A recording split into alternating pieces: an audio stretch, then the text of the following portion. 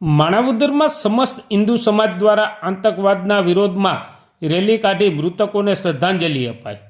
જમ્મુ કાશ્મીરના પહેલગામમાં થયેલા આતંકવાદી હુમલામાં નિર્દોષ પર્યટકોના કરુણ મૃત્યુથી માણાવદરમાં ભારે શોકની લાગણી ફેલાઈ છે। આ ઘટનાના વિરોધમાં અને મૃતકોને શ્રદ્ધાંજલિ આપવા માટે માણાવદરમાં સમસ્ત હિન્દુ સમાજ દ્વારા મૌન પાડી રેલી કાઢવામાં આવી હતી। આતંકવાદ નાબૂદ કરવાની માંગ કરવામાં આવી હતી। પર્યટકોના આત્માની શાંતિ માટે પ્રાર્થના કરવામાં આવી હતી અને તેમને ભાવભીની શ્રદ્ધાંજલિ અર્પણ કરવામાં આવી હતી।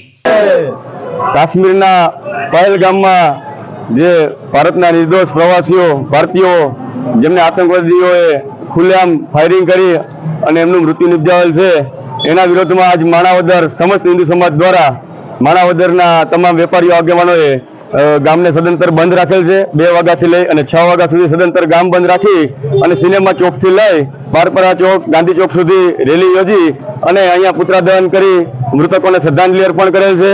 અને અમારી લોકોની બધાની ભારતીયોની માંગ છે કે સરકાર આવા આતંકીઓ આવા રાક્ષસો ઉપર કાયદેસર રીતે કડકમાં કડક કાર્યવાહી કરે। એમનું એક એક લોહીનું ટીપું વહી જવું જોઈએ। એમની 7 પેઢીઓ સુધી આવું કૃત્ય કરવામાં એમને હિચકિચાહટ ઉપડવી જોઈએ એવો નિર્ણય સરકાર લે એવી આ મીડિયા સમક્ષ અમારી રજૂઆત છે કે સરકારમાં વધુમાં વધુ કડક કાર્યવાહી આમની ઉપર કરવામાં આવે।